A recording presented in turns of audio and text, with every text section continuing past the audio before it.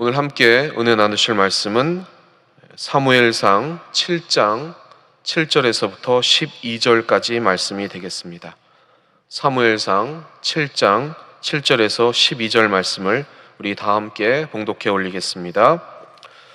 이스라엘 자손이 미스바에 모였다 함을 블레셋 사람들이 듣고 그들의 방백들이 이스라엘을 치러 올라온지라.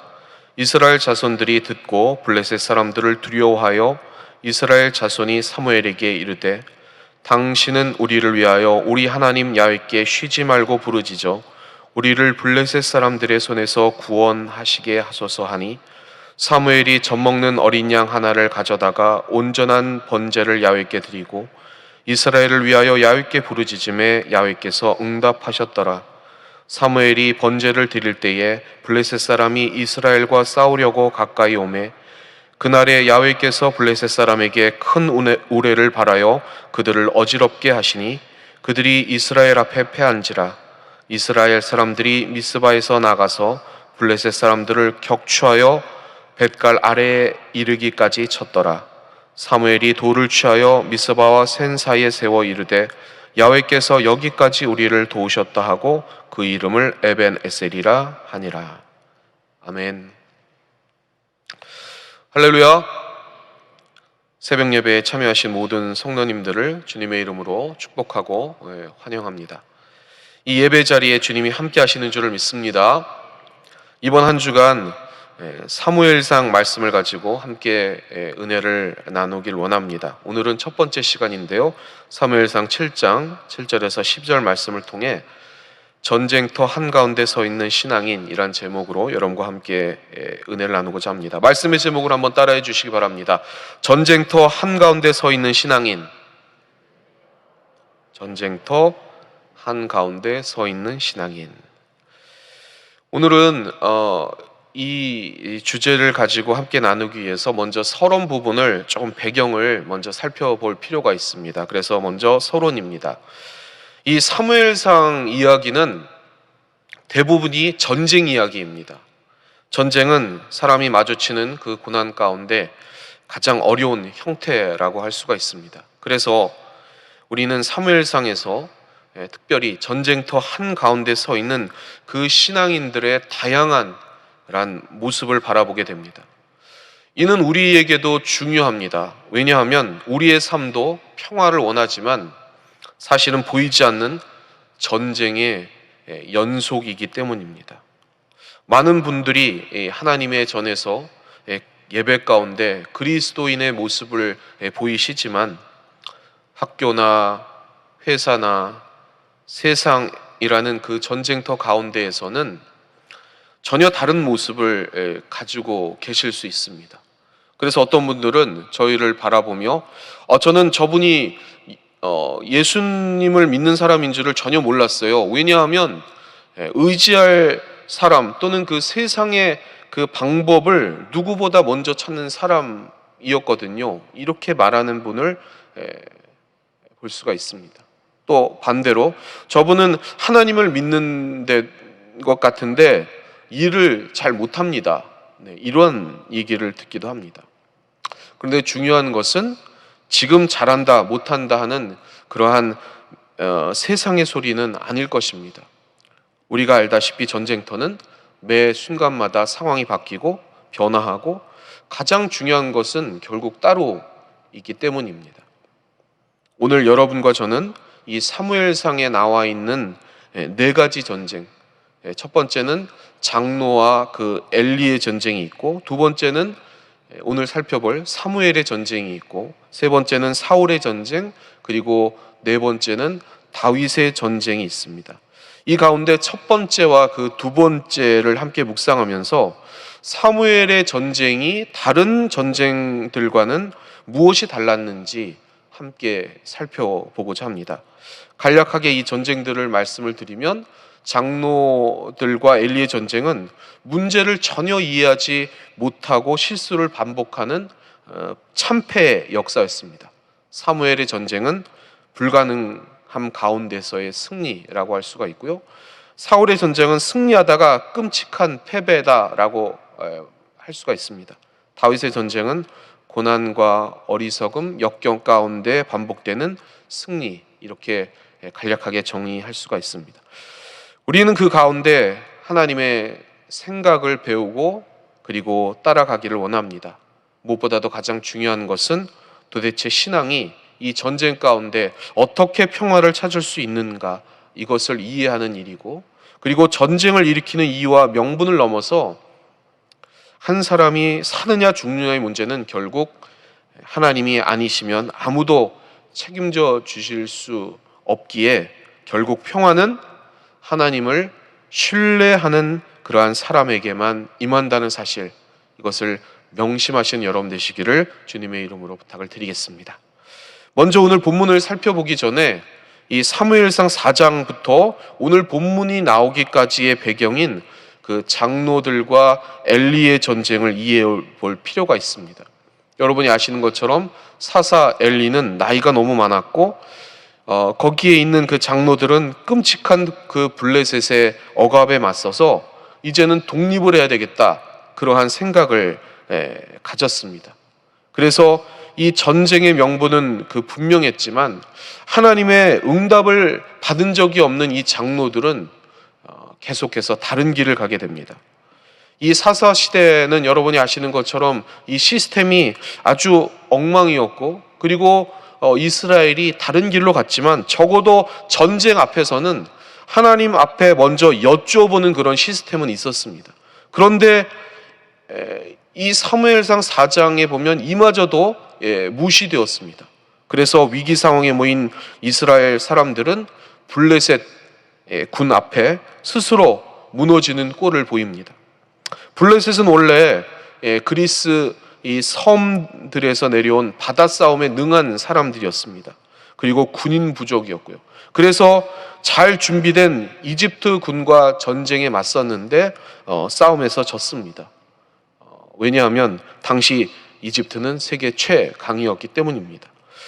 그런 블레셋이었기 때문에 철제 무기와 그리고 모든 것을 갖춘 군인들이었고, 그리고 이스라엘은 철을 재련하는 대장간 하나 없다고 성경에 기록되어 있는 약한 그러한 민족이었습니다. 그러니 당연히 겁을 먹고 스스로 무너지는 것이었죠. 그 가운데 장로들은 이것을 어떻게 극복해 볼까 머리를 짜내다가 적을 이기는 방법은 적을 담는 것이라고 생각을 했습니다. 그래서 첫 번째는 좋은 무기가 있어야 되겠다, 이렇게 생각을 했고, 두 번째는 앞장서는 그런 우상, 그리고 세 번째는 그들을 영도하는 어떤 강력한 리더자, 왕이 있어야 되겠다, 이렇게 생각을 했습니다. 그런데 첫 번째 무기는 상식적으로 환경이 받쳐주질 않았기 때문에 이것은 불가능하다고 생각을 했습니다. 그리고 세 번째, 정치 시스템을 바꾸는 것은 오래 걸리기 때문에 당장 위기 상황을 타개하기 위해서는 두 번째, 앞세우는 어떠한 우상, 즉 시스템, 재앙을 막을 시스템, 이거를 생각했다는 것입니다. 그래서 장로들은 법궤를 가지고 이것이 우상이라고 생각을 하고 앞세워서 전쟁에 임합니다. 그 안에 들어있는, 법궤 안에 들어있는 말씀을 생각하는 것이 아니라 그 시스템, 형식을 바라본 것입니다. 그래서 사사기 시대에 한 번도 움직여 본 적이 없는 그러한 언약궤를 전쟁터 앞에 세우고 임합니다. 이는 하나님의 분노를 사서 이스라엘과 그리고 이 백성들은 하나님과 블레셋의 그 공격을 동시에 받는 그러한 무서운 경험을 하게 되는 것이었습니다. 사랑하는 성도 여러분, 잘 이해가 안 되시죠? 그리고 이 어리석은 행동에 대해서 참 잘못된 길을 가고 있구나, 이러한 생각을 하실 것입니다. 그런데 여러분, 잘 생각해 보시기 바랍니다. 전쟁과 같은 이 코로나 위기 상황을 극복하려면 여러분은 뭐가 필요하다고 생각을 하십니까? 어떤 분은 백신이 빨리 보급돼야 된다, 당연한 얘기죠. 그렇게 생각을 하실 것입니다. 그리고 어떤 분은 이러한 백신이 많이 있어도 시스템이 잘 되어야 되니까 제대로 된 접종 시스템, 이런 것이 있어야 되고 그러한 방역, 그러한 당국이 잘 해야 된다, 이런 생각을 하시겠죠. 그리고 무엇보다도 이를 잘 운영하는 지도자의 노력이 필요하다, 이렇게 생각을 하실 것입니다. 맞죠? 네, 맞는 얘기입니다. 근데 여러분, 따지고 보면 되게 비슷하지 않습니까? 백신은 뭐죠? 좋은 무기입니다. 전쟁을 이길 좋은 무기. 접종 시스템, 방역당국의 그러한 제도, 그런 역할은 당시 재앙을 막아주는 어떤 우상, 이런 거하고 똑같습니다. 그리고 방역당국과 지도자는 이들을 영도할 왕, 강력한 왕, 그 당시 이스라엘 장로들이 생각한 그러한 강력한 카리스마적인 그러한 리더십, 이것 아니겠습니까? 여러분 이해하시겠죠? 장로들이 생각한 그런 것들은 어리석은 것이 아니라 상식적으로 우리가 볼 때 필요한 것이었을 것입니다. 이 결과로 블레셋은 이스라엘에게서 승리하고, 그리고 자신들의 승리라고 생각하고 전리품인 그 법궤를, 상대 국가의 우상을 자기 땅으로 가지고 옵니다. 그리고 자신들의 펜타폴리스, 5개 도시 국가로 이루어진 그 블레셋은 그 한 국가인 다곤 신전에 이 법궤를 두다가 재앙을 맞게 됩니다. 이것이 오늘 본문 앞에 있는 사무엘상 4장에서부터 6장까지의 이야기입니다. 그런데 이 블레셋이 받았던 이 재앙은 이집트가 받았던 재앙에 버금가는 것이었습니다. 그렇게 7개월째가 되자 이 블레셋은 고민을 하고 그 유명한 그 속건제는 하나님의 규칙을 어겼을 때 드리는 제사죠. 이 속건제를, 비슷한 제사를 드리게 됩니다. 우리가 보기에는 되게 민망하고 어리석은 종교 행위지만 그래도 이 블레셋은 방향을 그래도 꽤 잘 잡았습니다. 생각해 보시기 바랍니다. 아이성 전투에서 패한 여호수아가 뭘 했습니까? 법궤를 앞에 두고 머리를 조아렸습니다. 그 법궤를 우상이라고 생각한 것이 아니라 그 법궤 안에 들어있는 하나님의 말씀을 기억하고 그 앞에 무릎을 꿇었습니다. 우리가 무슨 실수를 했습니까? 여호수아가 그렇게 잘못을 하나님 앞에 구했을 때 하나님은 알려주셨고 그 실수를 없애고 다시 전쟁터에 나갔을 때 승리를 하게 됩니다. 블레셋도 궁리했습니다. 이 법궤에 우리가 무슨 실수를 해서 이 고통을 받았는가, 그리고 우리가 무엇이 오만하고 교만했는가, 무슨 잘못을 어떻게 했는가, 어떻게 풀어야 했는가, 그것을 살펴보고 그 속건제 비슷한 제사를 드리고 그 법궤를 다시 이스라엘에게 가져와 주었을 때 그 재앙이 풀렸다는 것입니다. 그런데 이스라엘은 전혀 그것을 몰랐다는 것입니다. 그냥 그 법궤를 형식적으로 그 시스템, 제도, 갖춰진 그 보기에 눈에 보이는 것들을 보고 전쟁터 앞에 그냥 밀려 했다는 것입니다. 그 법궤 안에 있는 말씀은 무시하고 아무것도 모르고 그랬다는 것입니다.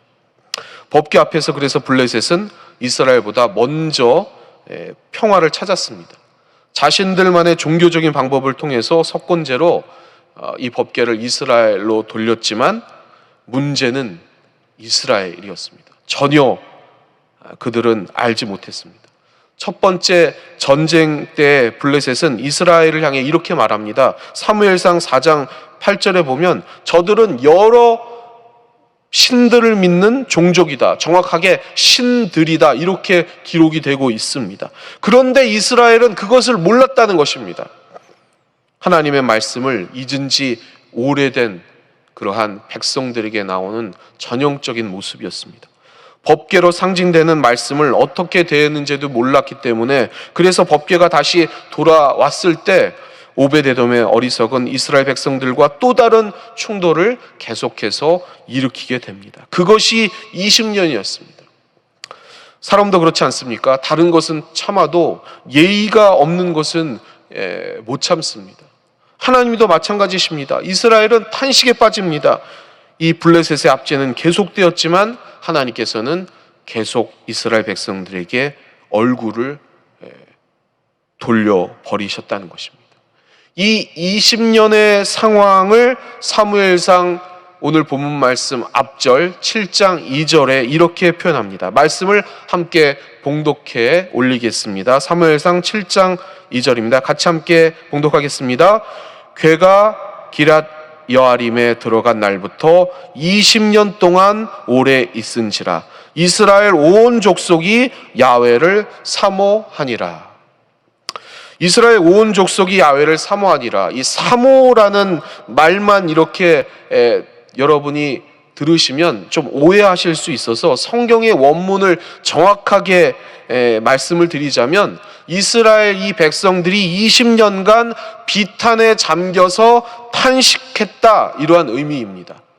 여호와를 사모해서 말씀을 따랐다라는 의미보다는 이러한 고통, 이 현실 때문에 아파하고 슬퍼했다라는 것입니다. 지금 우리가 이 코로나의 현실 때문에 아파하고 슬퍼한 것처럼 비탄에 잠겨 있었다라는 뜻입니다. 그래서 어디서도 도움을 얻을 수 없는 이 이스라엘의 그 스스로의 상황에 대한 그러한 탄식, 그것을 통해서 이제 듣는 귀가 열리기 시작하고 마련되었다는 것입니다. 그래서 사무엘이 오늘 본문 말씀에 바로 앞절에 사무엘상 7장 3절 4절에 보면 이 이스라엘, 이 다른 블레셋이 바라보았을 때도 저 이스라엘 백성은 여러 신들을 섬긴다라고 한 그 말을 사무엘이 바알과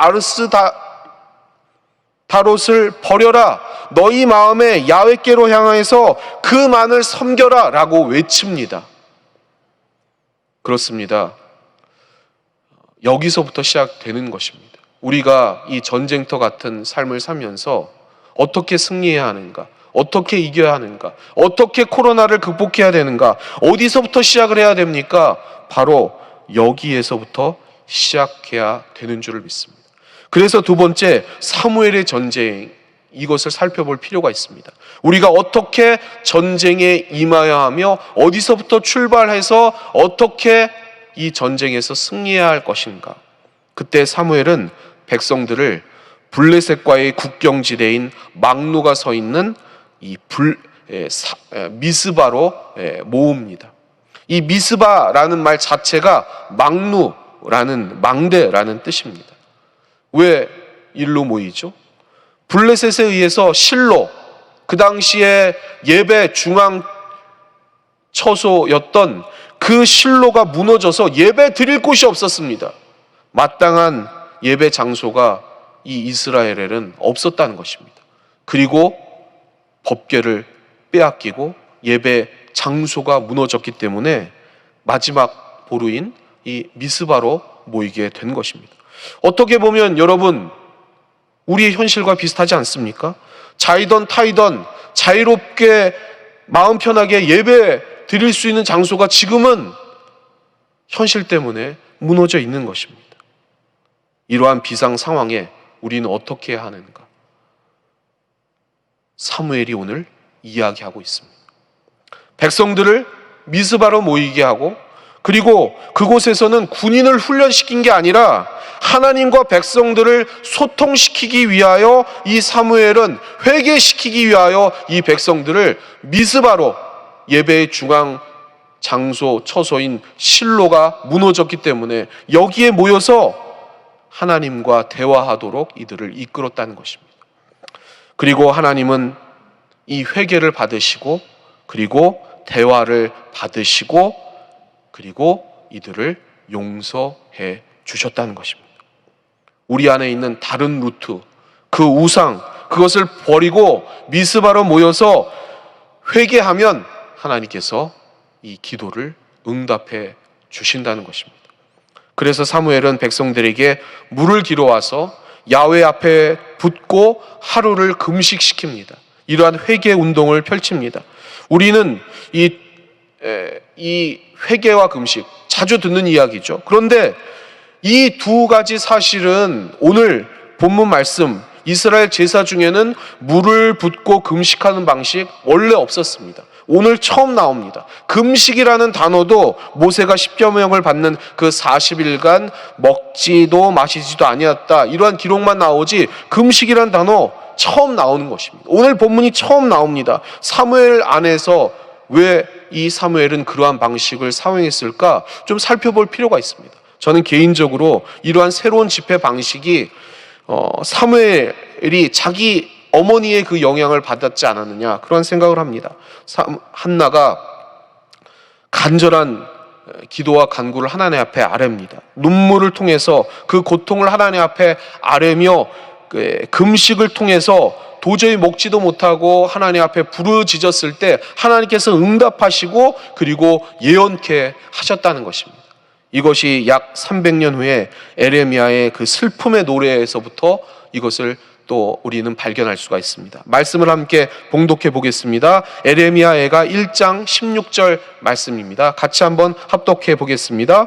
이로 말미암아 내가 오니 내 눈에 눈물이 물같이 흘러내리며 나를 위로하여 내 생명을 회복시켜 줄 자가 멀리 떠났음이로다. 원수들이 이김에 내 자녀들이 외롭도다. 에레미야애가 2장 19절도 같이 한번 우리 봉독해 보겠습니다. 초저녁에 일어나 부르짖을지어다. 내 마음을 주의 얼굴 앞에 물쏟듯 할지어다. 갓길 어귀에서 주려 기진한 내 어린 자녀들의 생명을 위하여 주를 향하여 손을 들지어다 하였도다. 도대체 가능할 것 같지 않았던 임신과 출산, 사무엘은 자신이 세상에 태어날 수 있었던 그 이유가 엄마인 그 한나의 눈물과 먹지 못함을 보신 그 하나님의 애틋함 때문이었다고 분명히 생각하였을 것입니다. 그리고 그러한 영성을 이어받은 이 사무엘은 이 블레셋, 도저히 이길 수 없는 이러한 상황 속에 이 압박 가운데 어머니의 기도의 그 영성을 닮아서 백성들과 함께 눈물 흘리며 그리고 회개하며 금식하며 하나님을 찾았다는 것입니다. 이러한 리더자 사무엘은 이 어머니의 이러한 신앙을 이어받아 신앙 공동체의 회개의 촉매 역할을 감당하게 되었다는 것입니다. 그런데 문제는 이런 회개를 하고 있을 때 블레셋이 이것을 바라보고 회개하러 왔는데 전쟁을 위해서 이 백성들이 모였다고 오해를 하기 시작을 했습니다. 그래서 쳐들어옵니다. 20년 전에 3만 4천이 죽은 그러한 전쟁, 그래서 이스라엘이 고통당한 그러한 아벡과 에베네셀은 이 미스바 근처에 있습니다. 그래서 우리가 눈여겨봐야 할 오늘 본문 말씀 중에 하나는 뭐냐면 이때 이스라엘의 태도입니다. 그들은 집회하며 회개하러 모였지 전쟁, 싸움하러 모인 게 아니었습니다. 그런데 적군이 오면 어떻게 해야 합니까? 빨리 도망쳐야 하죠. 옛날에 이스라엘 백성들이었다면 무서워서 아무런 무기도 없고 시스템도 없고 그리고 강력한 리더자도 왕도 없는 이 이스라엘 백성이 그 강한 블레셋이 쳐들어오면 어떻게 해야 합니까? 도망쳐야 합니다. 그런데 도망가지 않고 무기도 군대도 왕도 법궤도 없는 그들이 이상하게 도망치지 않았습니다. 그리고 대신 사무엘에게 요청합니다. 우리 말씀을 함께 봉독하겠습니다. 오늘 본문 말씀입니다. 사무엘상 7장 8절입니다. 같이 한번 봉독하겠습니다. 이스라엘 자손이 사무엘에게 이르되 당신은 우리를 위하여 우리 하나님 야훼께 쉬지 말고 부르짖어 우리를 블레셋 사람들의 손에서 구원하시게 하소서 하니. 이것이 무엇입니까? 말씀이 이들 마음에 들어가자 그들이 변했습니다. 더 이상 물러갈 곳이 없으니 하나님과 그분의 말씀을 믿다가 죽겠다 이겁니다. 이들의 호소는 사무엘의 가슴 깊이 박혔던 것 같습니다. 그래서 사무엘이 은퇴하는 그 은퇴식에 이스라엘 백성들에게 사무엘은 이렇게 고백을 합니다. 여러분이 잘 아시는 말씀인데요. 사무엘상 12장 23절 말씀입니다. 우리 같이 한번 봉독해 보겠습니다. 나는 너희를 위하여 기도하기를 쉬는 죄를 야훼 앞에 결단코 범하지 아니하고. 사무엘은 백성들이 요청한 이 약속을 평생 지킵니다. 그 상황에서 사무엘은 젖먹는 어린 양을 데려다가 온전한 번제를 하나님께 드립니다. 이는 전적인 헌신과 순종에 대한 약속입니다. 백성들과 함께 다시는 야훼의 명령 없이는 전쟁 때 함부로 움직이지 않겠습니다 하는 약속입니다. 이 백성들과 사무엘의 결의 앞에서 우리는 후에 있을 사울왕과 이 사무엘의 대립이 왜 벌어졌는지를 이해하게 됩니다. 이후에 나오는 세 번째 전쟁, 사울 전쟁에는 급하면 하나님 앞에 엽죽는 것을 무시하는 상황과 현실 앞에 꿇어 엎드려서 그 현실을 따라가는 그 사울의 버릇을 볼 수가 있습니다. 사울 자신이 상황이 유리함에도 불구하고 자신의 유익을 쫓았던, 말씀을 무시하고 유익을 쫓았던 사울을 볼 수가 있습니다. 그래서 사무엘의 전쟁과 사울의 전쟁은 결정적인 차이가 여기에 있는 것입니다. 그래서 사무엘이 사울에게 얘기합니다. 여러분이 잘 아시는 말씀입니다. 사무엘상 15장 22절 말씀 같이 한번 합독해 보겠습니다. 야훼께서 번제와 다른 제사를 그의 목소리를 청종하는 것을 좋아하심과 같이 좋아하시겠나이까? 순종이 제사보다 낫고 듣는 것이 수양의 기름보다 나으니. 가장 위급할 때에 백성들이 하나님께 귀를 기울이자 자신들에게 극히 불리한데도 하나님의 말씀을 향한 온전한 헌신을 보이자 우리 하나님께서는 응답하셨습니다. 그들의 모습이 여호수아에게 이끌려 가나안을 정복하던 백성들과 같이 되었기 때문입니다. 블레셋군에게 큰 우레가 떨어집니다. 개인적으로 저는 이 뇌성과 번개 소리를 들은 사무엘은 자기 엄마가 자신을 낳고 불렀다는 찬송가를 기억했을 것입니다. 아마도 어린 사무엘에게 이 한나는 자주 불러주었을 것입니다.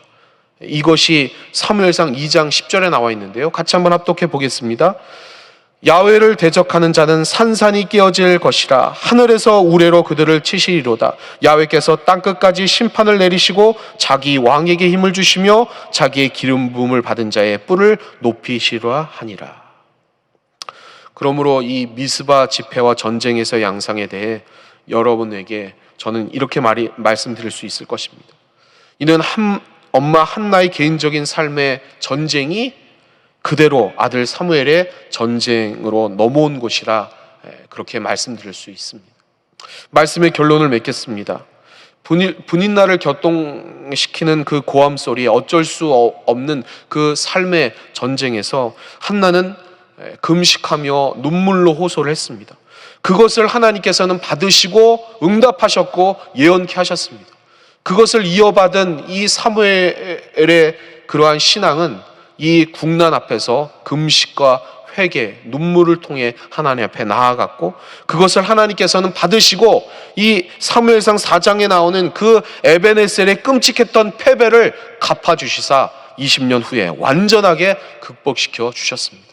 사랑하는 성도 여러분, 이 코로나의 위기 상황 속에서 우리가 이 전쟁 앞에서 무엇을 해야 합니까? 이 신앙을 생각해 보아야 합니다. 우리의 가정이 이러한 신앙의 우산을 받고 하나님 외에 없음을 고백해야 될 줄 믿습니다. 우리의 생존 전쟁은 이 코로나의 시대에 더욱 격렬해졌습니다. 이 불가능한 전쟁에서 이기려면 오직 주님밖에 없습니다. 그것이 우리의 가정의 신앙인지 살펴보아야 될 줄 믿습니다. 그리고 우리의 신앙동체가 이 전쟁에 맞서서 제도와 방법이 아니라 그것을 앞세우기보다는 우상 속에 빠진 우리의 연약함을 회개와 눈물로 기도할 줄 알아야 되겠습니다. 이렇게 무릎 꿇는 신앙 공동체, 또 신앙으로 나아가는 우리의 가정, 그리고 그것에 하나 된 공동체가 주님 앞에 부르짖을 때 반드시 주님이 주시는 평안과 회복의 역사가 우리의 삶에 임할 줄 믿습니다. 그렇게 승리하시는 여러분 되시기를 주님의 이름으로 축원합니다. 기도하겠습니다. 사랑의 아버지 하나님, 주님께서 사랑하는 믿음의 백성들을 오늘도 은혜의 자리로 불러주시고 말씀 앞에 세우시사 회개하며 또 금식하며 눈물 짓게 하신 것 감사를 드립니다. 이 코로나의 위기 상황을 위해 눈물 짓는 저희들 되게 하시고 우리의 가정이 이러한 말씀 앞에 서 있는지를 늘 점검하고 이 믿음의 유산을 이어가도록 기도하고 중보하는 저희들 되게 하여 주옵소서. 말씀을 깨달아 또 삶에 적용할 수 있도록 성령께서 지혜 더하여 주시고 그럴 때마다 기적의 역사 나타나도록 함께하여 주시고 우리와 문제와 소원이 주님의 뜻 안에서 이루어지는 그러한 기적의 역사를 날마다 경험케 해 주옵소서.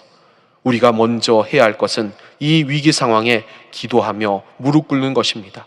그러한 기도하는 영성의 백성들 내어 주옵소서. 주님 함께하여 주시고 위로와 회복과 평안을 저에게 더해 주옵소서. 오늘도 빈손 들고 나오지 아니하고 주님 앞에 예물 드린 손길 기억하시고 만복으로 채워주시며 물질로 흡절하지 않도록 더욱더 주님께서 복에 복을 더해 주옵소서. 예수님의 이름으로 감사하며 간절히 기도하옵나이다. 아멘. 하늘에 계신 우리 아버지여, 이름이 거룩히 여김을 받으시오며 나라가 임하시오며 뜻이 하늘에서 이루어진 것 같이 땅에서도 이루어지이다. 오늘 우리에게 일용할 양식을 주시옵고 우리가 우리에게 죄 지은 자를 사하여 준 것 같이 우리 죄를 사하여 주시옵고 우리를 시험에 들게 하지 마시옵고 다만 악에서 구하시옵소서. 나라와 권세와 영광이 아버지께 영원히 있사옵나이다.